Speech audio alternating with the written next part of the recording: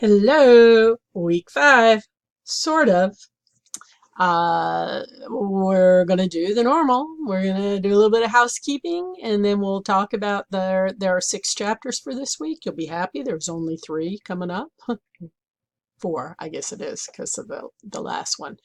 But I just want to, and after I talk about the housekeeping things, then I will talk about the chapters that we're studying this week.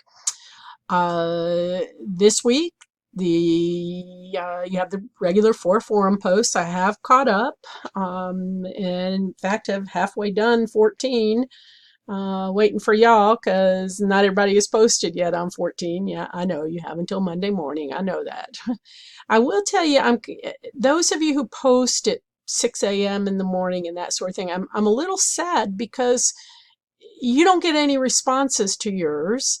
And it's a lot of times you put up really good posts. I mean, you're responding to other people, but the later you wait, the less responses you get to what you have to say. So if you want a response to what you have to say, then post earlier than 3 o'clock in the morning.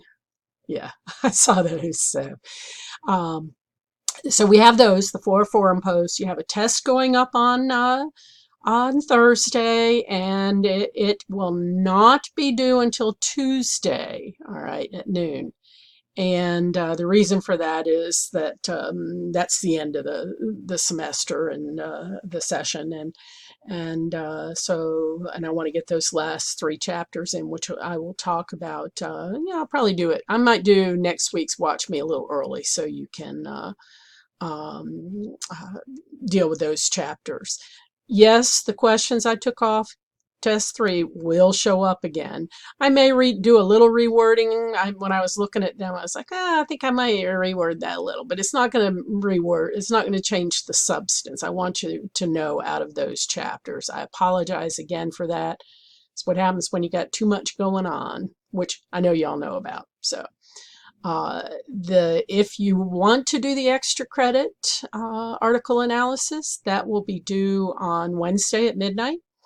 And if you don't, then you don't, then you don't.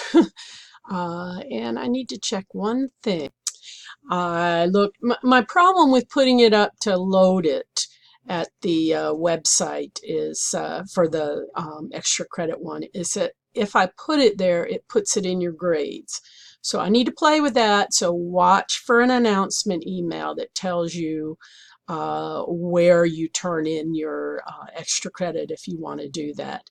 I may ask you just to send it to me by email. It will still need to be a PDF. So and I may, if I can figure it out and not have to, what would happen is that those of you that didn't do it, if I put it in and it shows up there, and plus it's only 25 points, it's not 100 points, so I have to play with that. So I will post. You may end up just emailing it to me as an attachment, but watch for the announcement on that.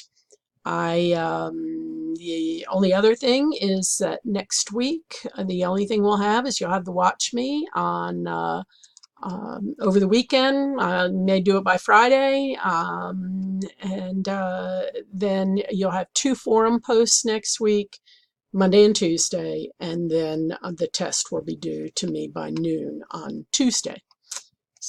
Excuse me. So, any of you hoping to take a vacation next week, you could get ahead of the game. And those chapters are not very long, and one of them is a review of everything that we've done. There's not even a narrated PowerPoint for it, simply because it's more like uh, uh, it's kind of like a grid where you can see where all of these theories cross over each other and where they lay in the area of communication theory. So, okay, if you have any other questions, we don't have much work left. You have 6 forum posts after this weekend, 1 test. All right, well, the one you're doing, and turn that in to me. And one last article analysis if you decide to do it for extra credit.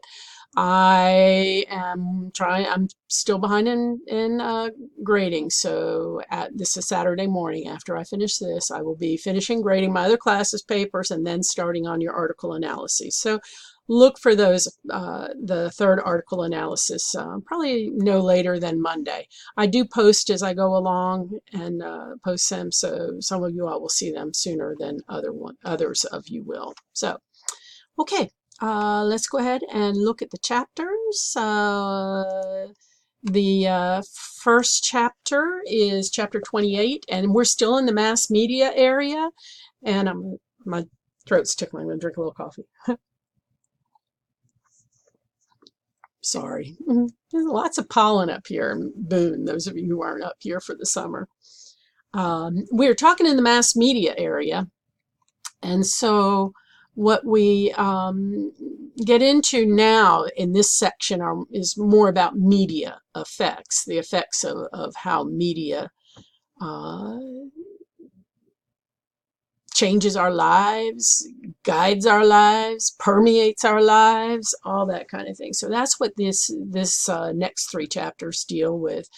And we talk a lot about different models, or they talk a lot about different models in the textbook, and I cover it pretty well in the PowerPoint, but just make sure that you understand those. You know, you have the 2-step flow. Those of you that are in my persuasion class have already heard this, because we talked about this last week's section.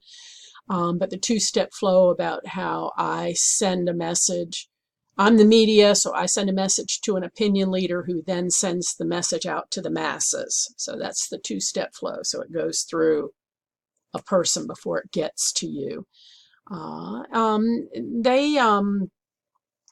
They did revise that model in later years, and where they talk about the message doesn't necessarily go to mass audience, but to smaller groups of audiences also. So social learning theory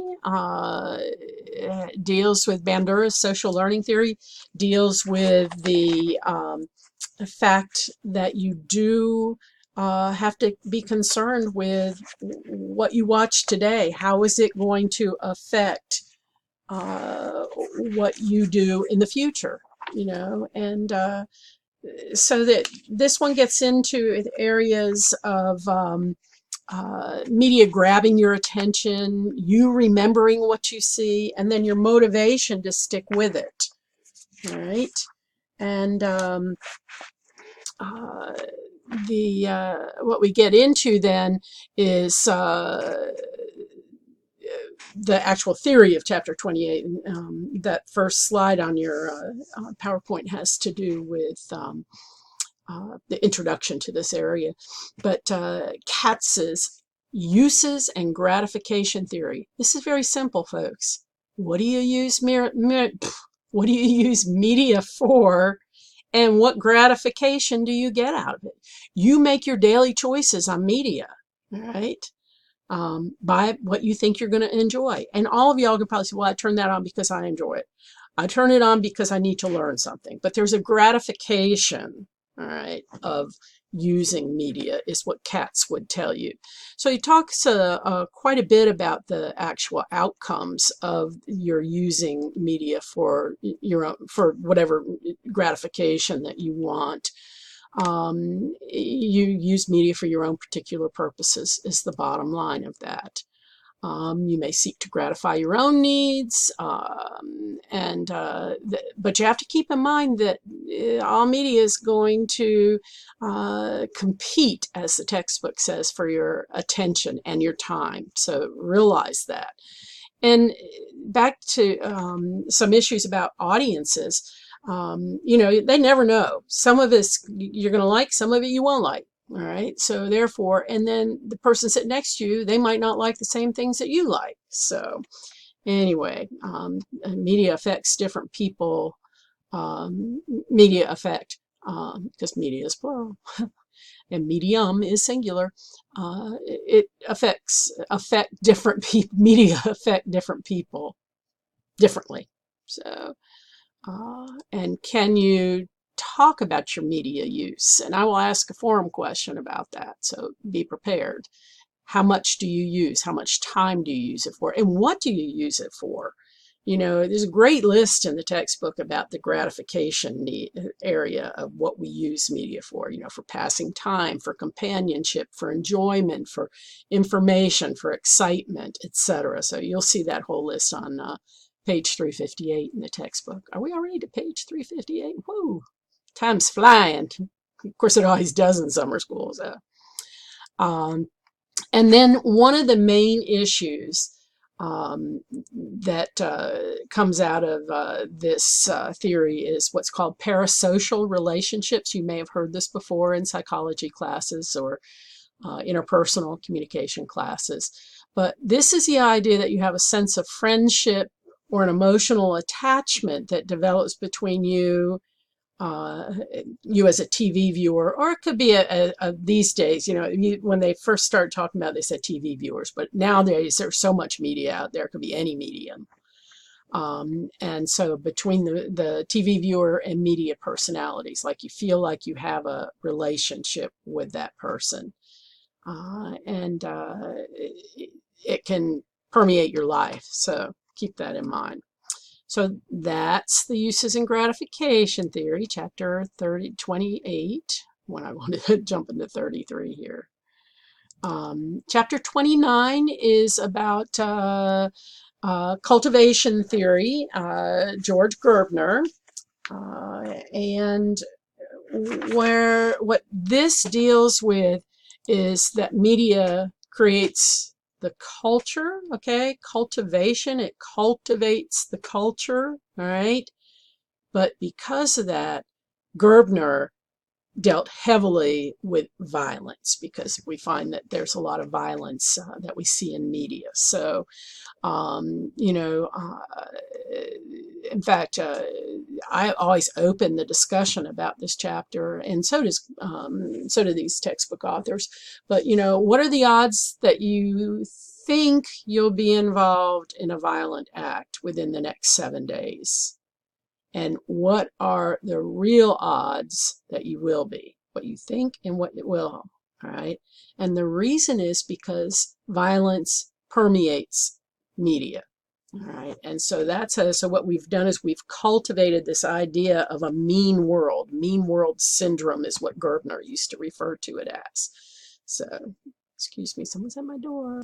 It's Saturday. I'm not sure why someone else is here too, but Mrs. Poorman is. She's doing her watch me for her online classes. So, Gerbner basically comes from the position that television especially is a very dominant force in society. Today, I would say that he would add other forms of media, you know, especially social media.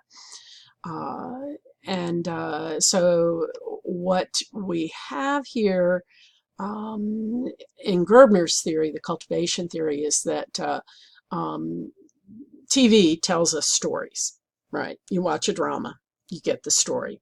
All right, and so therefore we think that's how the real world is. So it cultivates that idea of the culture in our brains, right? And that TV uses all different kinds of symbols, which, you know, that back to that semiotics, and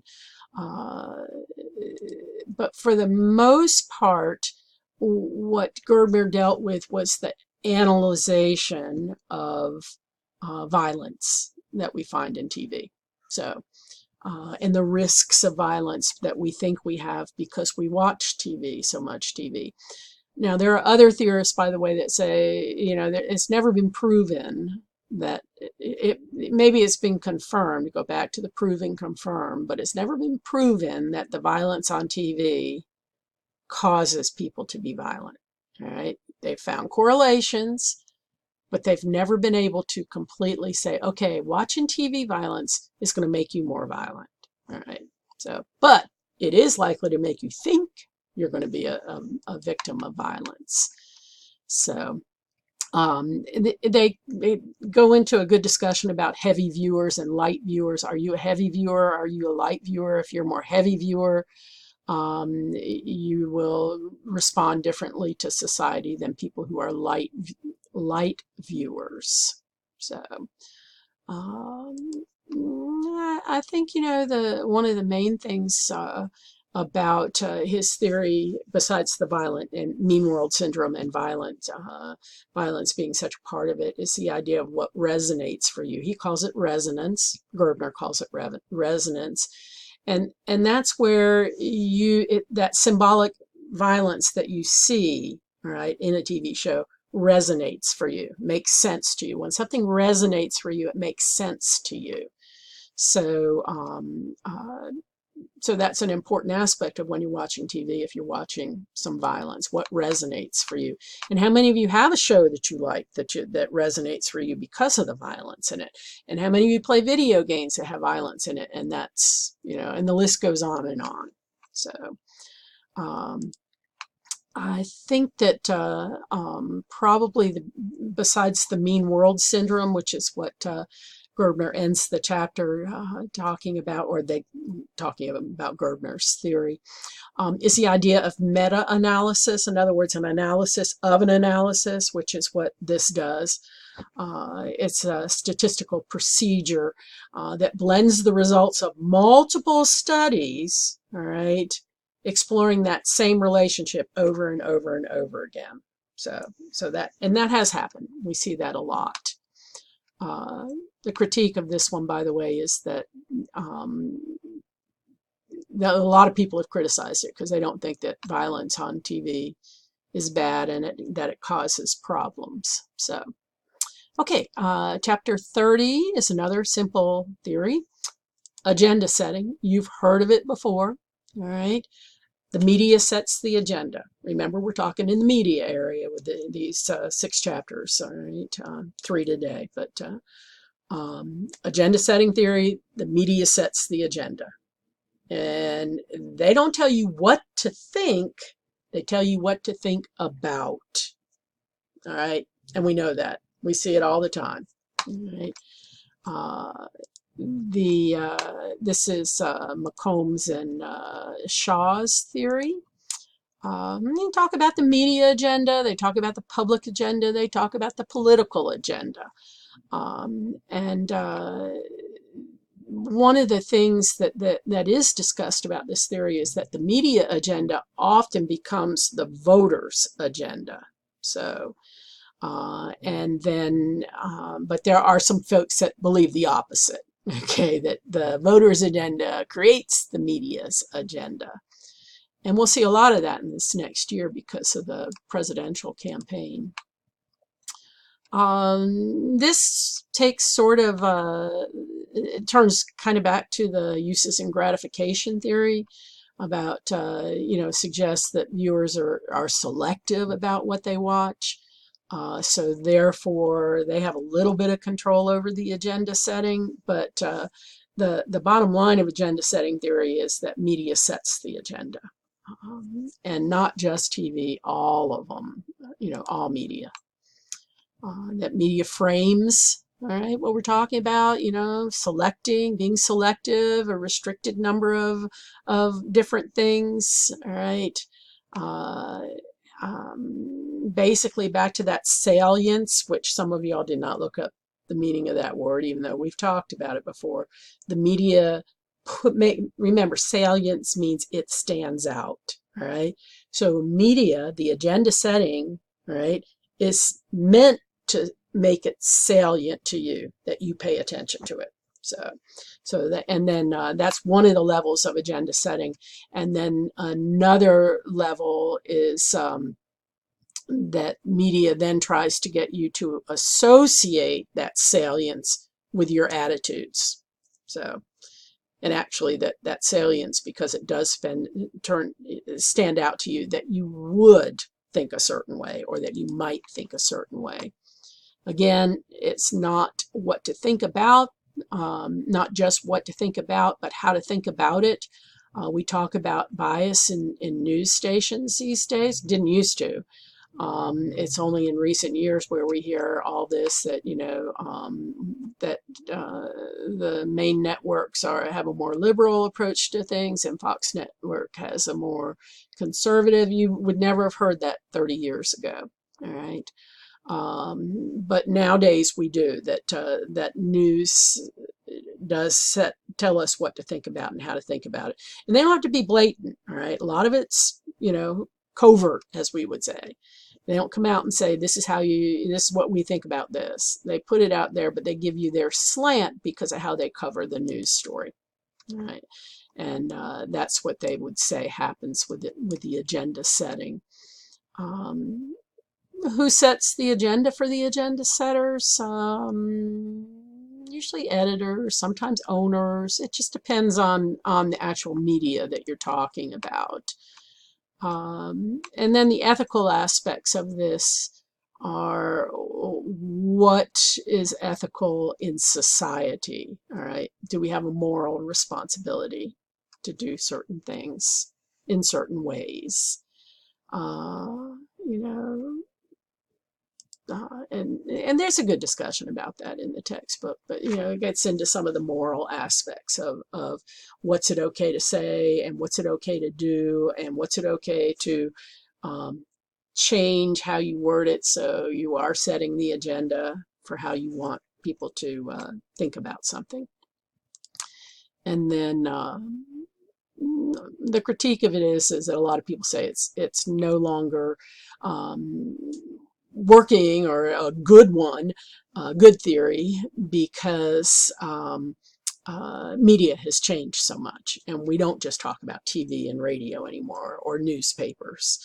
Right? We talk about online and social media and all kinds of things. So, but we definitely, in my opinion, we do see agenda setting in all those media forms.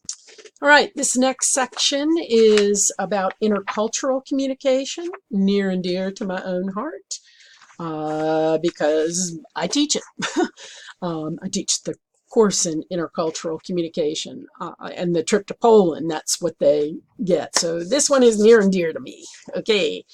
Or this area of three chapters is near and dear to me. So I hope I don't talk too long. Oops. Just as a opening, the introduction is extremely important in this section. And mainly because it talks about Hofstede, who is one of the most important intercultural communication theorists that we use to teach communication, intercultural communication, and that's Hofstede, Hofstede. And concept of power distance, about how comfortable are you with having people having power over you. In some cultures, they're very comfortable with that. In our culture, we are not. But we are not as low power distance, because they're on a continuum. So you have high power distance, low power distance. Right? We're low, but we're probably down around here. You don't like people telling you what to do. Okay, believe me, I know. So, masculinity versus femininity in cultures. More tribal cultures are more feminine, more cultures that are more individualistic, which we are. We're the most individualistic culture in the world. All right, they're more likely to be a masculine culture, which masculine cultures have more defined gender roles, and the masculine values of success and money and assertiveness and having possessions, etc., are more important. Uncertainty avoidance is one. We have high and low. People who are high in uncertainty avoidance have many rules you live by. That's one of the issues when I take the group to Poland that they have to learn to deal with, because Poland is high in uncertainty avoidance. We are low in uncertainty avoidance. So the whole idea is that if you don't want to be uncertain about things, then you have a whole bunch of rules, unwritten rules, all right, mostly, all right. So you have to learn how to live in that society. If you break those rules, there are consequences, like the conductor yelling at you to get your feet off the seats in the train, because we put our feet up on things, and in Poland they don't. All right, we're not comfortable with that. So high and low. We're not to the bottom end of the low. All right, but we are more in low power distance in a lot of cultures. And then individualism versus collectivism, we are the most individualistic culture in the world. So, and that shows in many things that we do. Then we also have high context and low context. High context is more dependent on things like nonverbal communication. Low context cultures are where you explain things to death. We are low context. This is what the Watch Me's are about, is low context, all right? Explaining things, all right? And then direct or indirect communication. We're direct in some situations, but we are not always direct. You know, when somebody asks you something and you don't want to offend, most of you all will tell a little lie, okay, which I made you answer a question about, so on the forums and on your tests. So chapter 31 is Giles' theory of communication accommodation. You all have been mentioning this from the beginning of the semester when I asked you what thing about communication are you concerned about or would you like to learn more about? Yeah, all of you all who said, well, I don't understand why people change their communication when they do X, Y, Z, or when they talk to me in this situation. That's communication accommodation, folks. You change your communication to fit the situation you're in. I am very low uncertainty avoidance. Well, not very. I guess I'm probably middle of the road on that. But when I go to Poland, I communication accommodate. All right. Change your communication to fit the situation. So there is a difference between convergence and divergence. When you converge, you change your communication to fit the culture that you're in.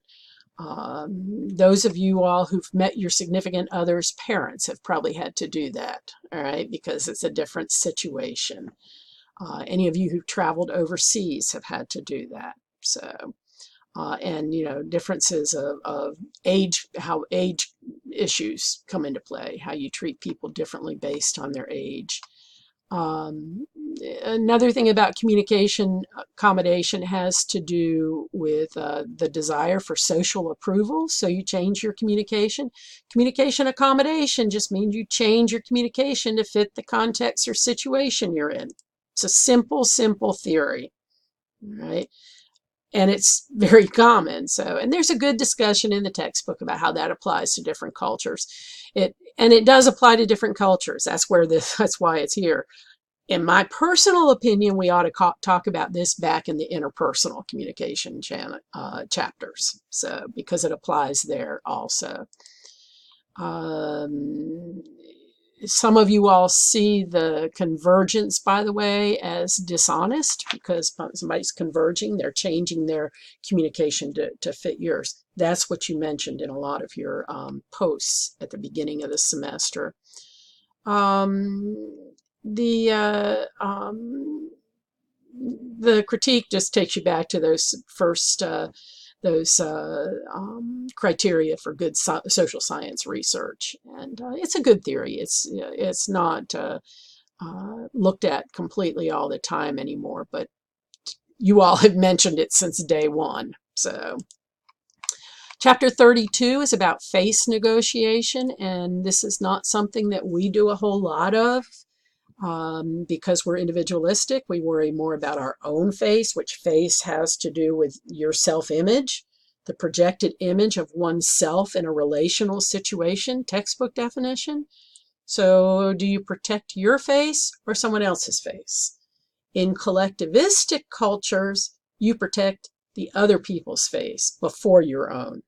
In our culture, we worry more about our own self-image, all right, our own face.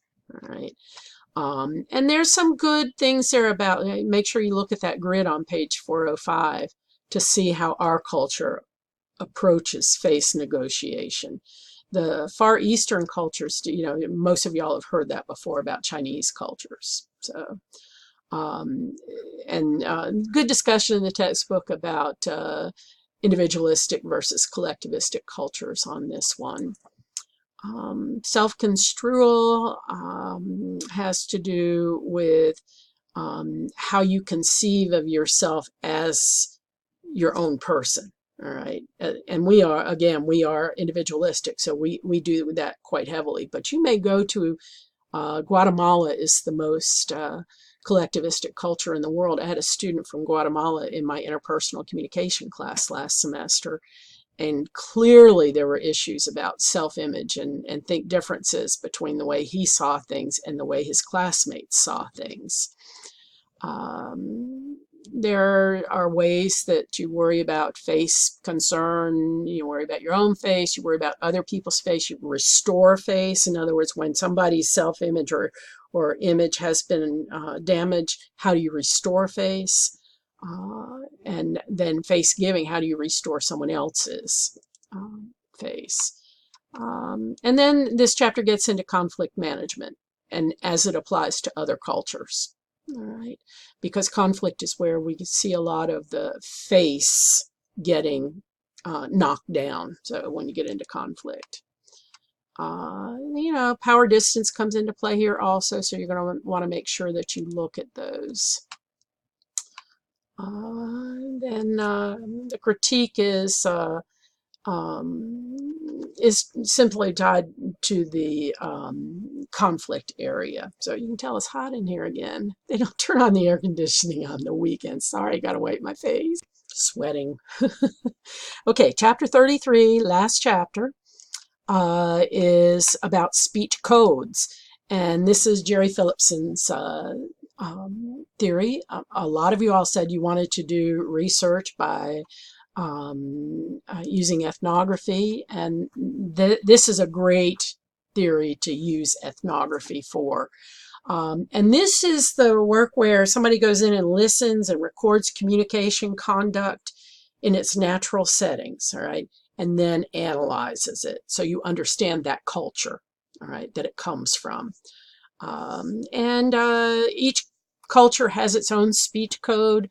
All of y'all have learned foreign languages, so you know that there are certain things that you don't do or say, and how you say it. I'm functional in Polish, and I used to be functional in Spanish, but now that I speak more Polish than Spanish, I know Polish better. So I'm functional. So what happens there is that my understanding of the speech code, I know that there are different endings of words and how to do things. One of the things about speech code for us that a lot of y'all do, and I mark it when you do it on your papers, I haven't done anything about doing it on the forums, but you should know this. All of y'all say me and so, you know that is grammatically incorrect. You learned that in elementary school or at very latest junior high school, but y'all say it all the time. And nowadays we're hearing even news people use that. Speech code would say to me, you're uneducated when you do that. Don't do that. Right? And then I turn around and say that, and then all of a sudden it's like, okay, yeah, everybody's doing it. So that's a speech code. Southernisms, dialecticalisms. Dialect and accent are not the same thing, right? Dialect are the words you choose and the grammar that you use and that sort of things. Accent is how you sound. So those things all come into play here in the speech codes area. And then the actual speech that you use in your culture, things that you say or don't say, how people interpret what you say. We are very, very laid back in this country, far more laid back. All right, we're far more informal than many cultures, and other cultures don't like that. So let's say you go to a culture that is more formal than we are, and their speech code is more formal, and you're more laid back. All right, then that says something about you to whomever you're communicating with. Things that you actually talk about, you would talk about differently. You know, I don't allow cursing in my classroom. I don't understand why the F-bomb has to be every other word out of your mouth. Now, I curse. I don't curse in my classroom, right? More of a private thing. Don't ever ride in the car with me because you'll hear some mighty fine words, all right? But my speech code says this is a public forum. I look uneducated when I do that. I have no class when I do that. I'm not worried about who I will offend if I use the F-bomb, all right, or whatever bomb, all right. So I take my speech code and communication accommodate, and I ask people to do that in my classroom. So any of you in my class in the fall, keep that in mind. And y'all have been good. You haven't done it in forum posts, so thank you. Ethnography is the best way to study speech code, so keep that in mind. The critique is that different speech codes exist, and therefore it's never really 100% easy to do a study of people's speech codes. Okay, those are the chapters for this week. I see I've gone a little long, so it looks like we'll be going back to YouTube again this week. So sorry, but like I said, I get excited about these intercultural communication chapters. Wait till the next one when we get to gender communication, which is another class I teach. So you all have a great week. I will remind you of things through announcements this week, and I will put up the last watch me a little early just so everybody knows where they're going at the end of the week. So the end of this session. So y'all have a great week. Bye.